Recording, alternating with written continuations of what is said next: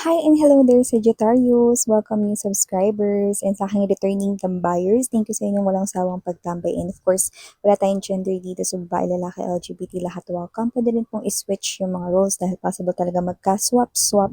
Kasi general reading po ito and at the end of the day, lahat ay may free will na free niyong gamitin anytime, anywhere kung gusto niyo i-claim yung mga mensahe or not, no? And kung may cross-watchers dito, si Saji, welcome ka rin. At kung may Sagittarius placement sa kanilang natal or birth chart, welcome din kayo. So, just take only what resonates, guys, no? And kung hindi nyo pa knows, meron po tayong other channel. Link yan ay inilagay ko sa description box ng reading na to. So, if interested kayo sa mga collective readings, meron tayo dyan. Araw-araw, yes, you heard it right. No, the name of the channel is Dalnim, which means Goddess of the Moon in Korean. Okay? So, yan mga babes na. So, let's begin. So, thank you so much sa inyong walang sawa talaga na pagsuporta sa akin. Okay? Sa mga tambayers ko, matulog naman kayo. Thank you so much, everyone. So, let us see. Sagittarius. Archangel Michael, thank you so much. Together with the angel guides, sa palagiang presence po ninyo sa aming reading. Thank you so much. Messages for Sagittarius. Can we have messages for Sagittarius, please? Messages for Saji. Mga mensahe para kay Sagittarius. Can you please show me? Just gathering up the right energies here for you guys. You can set your intentions if you want while I'm doing the shuffling.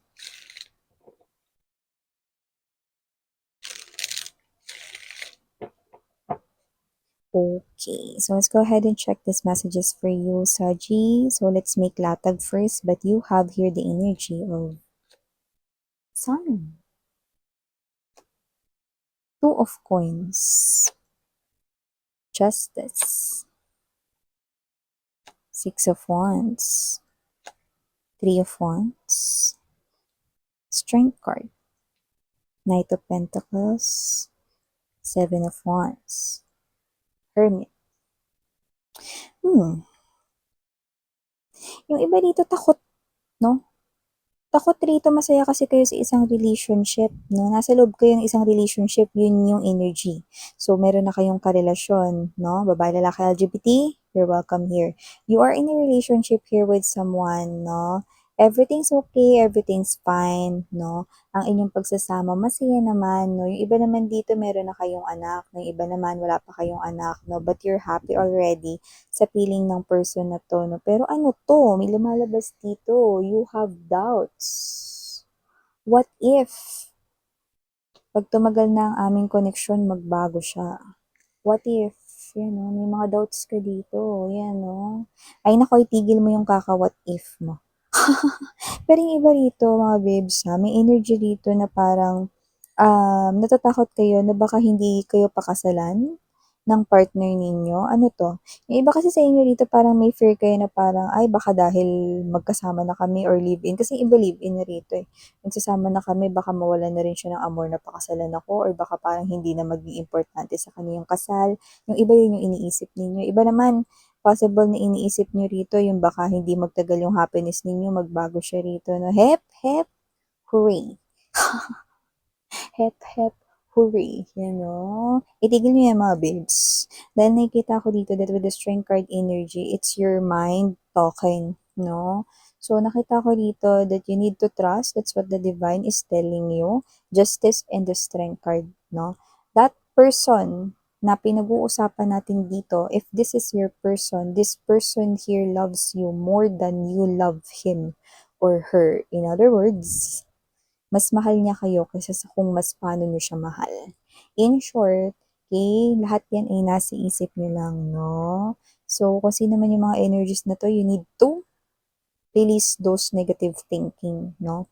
Yung tao na yan, pakakasalan pa rin kayo niyan, no? Nakikita ko na nga siya nag-iipon ngayon eh. Yun nga lang, inuuna niya rito, kung may anak kayo, inuuna niya rito, no?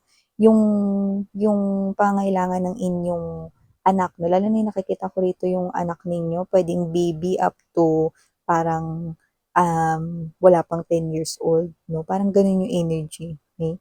Yung bracket ng inyo ritong anak. Pero yung iba, wala pa kayong anak nito, no? Pero matagal na kayo nagli-live-in, iniisip mo kung pakakasalan ka ba niyan, baka iwanan ka na lang yan bigla, no? No! Pakakasalan ka niya, no? Pero kasi nag-iipon pa siya, no? Yung nakita ko dito, okay? So, wala kayo dapat ditong ipag-alala, no? Hindi lang magaling yung person mo, like, hindi lang siya alam mo yun, hindi lang siya very expressive sa kanyang feelings and emotions for you, Saji, pero love ka niya. Yun yung nakikita ko rito. Okay? More likely, mas parang napapakita niya yun sa gawa. Mm. Okay? So, aside from love, nakita rin tayo rito ng energy ng paglalakbay. So, ito baka hindi mo to alam, pero nakikita kita rito as in, malayo yung pupuntahan mo, no? Pwedeng ikaw ay tatawid ng dagat, okay? Or ikaw ay sasakay ng airplane, no? Isa itong klase ng travel, no, na hindi ito bakasyon sa nakikita ko, pero parang meron kang aasikasuhin doon, tas babalik ka din dito. Yan, no? So, yun na nakikita ko dito. It's a travel na hindi mo pa nakikita ngayon. Okay?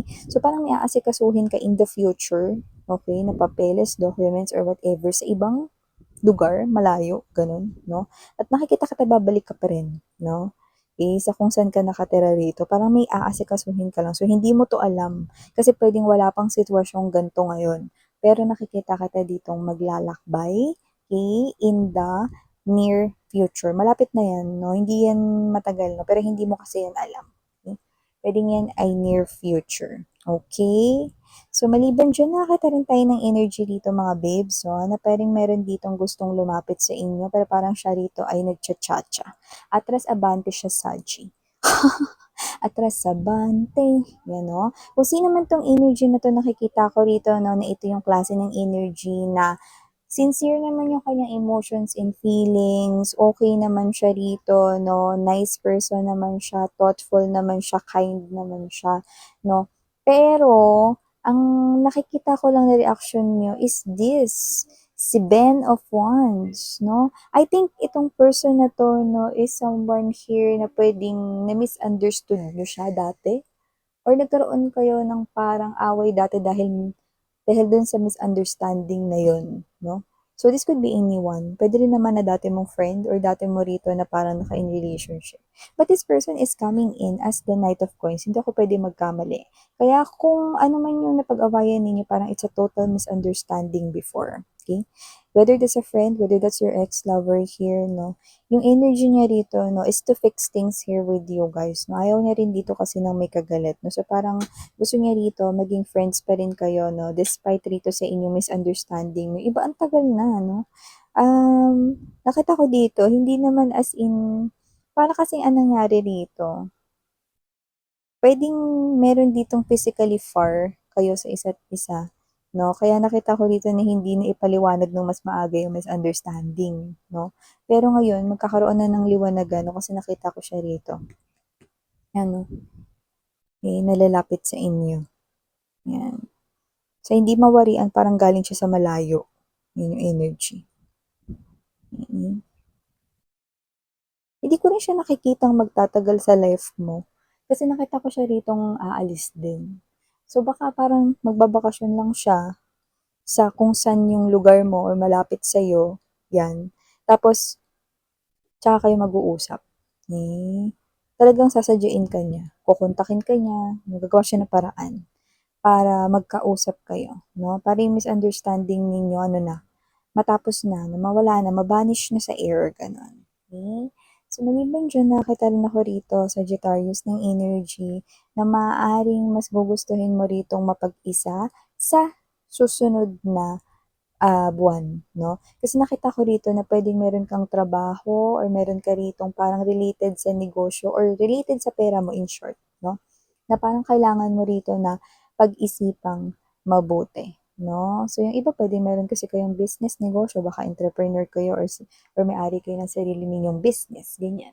So, parang meron kayong iniisip na related dyan, okay? So, parang gusto niya na parang pagplanuhan, mag-focus dyan, no? Yung kayo lang, no? Yan, parang ganong energy. Or baka yan ay project or proyekto na kailangan mong gawin or tapusin, no? Sa iyong trabaho kung ikaw ay working in a company. Yan, no? So, baka ikaw yung leader or baka ikaw yung parang in charge sa ganito. So, gusto mo pag-isipan yun mabuti. Gusto mo mag-focus. In short, na nakikita kita magpo-focus dito. Like, tatanggi ka with your friends na, "Ay, kita-kita naman tayo later. Ay, pass muna ako, girl." Yan, no? Parang ganun. So, may ganun ako nakikita rito sa inyo. Okay? Kasi gusto niyo rito mag-focus, no? So nakikita ko rito, matik naman na yung nare-receive niyo ritong sahod, pero parang there's more. Parang meron ka pang alam diyan na parang may extra credit, no? Or parang merong extra na dagdag, no? Pag yan ay natapos or napagtagumpayan ninyo, no? Pag naging successful yan, no? So whether you are in a group or whatever, parang aside from your usual salary or income, you will receive another one, no? Parang like extra, no? Extra income, ganyan. Extra credit, ganun. Yan. No? So, may ganun kayo nilook forward, no? And with the business, it looks like, no, you're also looking forward, no, to hit your own quota. 'Di ba? Hindi lang basta ma-meet, no? So, nakita ko dito na parang gusto mo na ma-hit lagi yung quota, no? Yan. So, parang nakikita ko rito money goals, no? Money is your target. Okay? So, nakikita kita dito na parang didistansya muna with others, no? Para mas makapag one-on-one kayo ng brain mo, ng jutak mo. Yan, no? And last but not the least message, nakikita ko dito mga babes, no, na meron ditong energy kung saan magdadalawang isip kayo kung ano ba yung parang bibilhin mo. You know, more likely bibilhin. Yung nakikita ko dito. So, parang hindi ka kagad makakapag-decide, ito ba A o ito ba B? You know. So, kung ano man to, parang ang energy is almost the same. Siguro yung parang, kunwari, parehas mo sigurong kailangan, pero dapat isa lang muna yung unahin mo. Or, kung ito naman ay hindi naman as in talaga kailangan or whatever, no, pwedeng bibili ka lang, no, pero maguguluhan ka pa rin.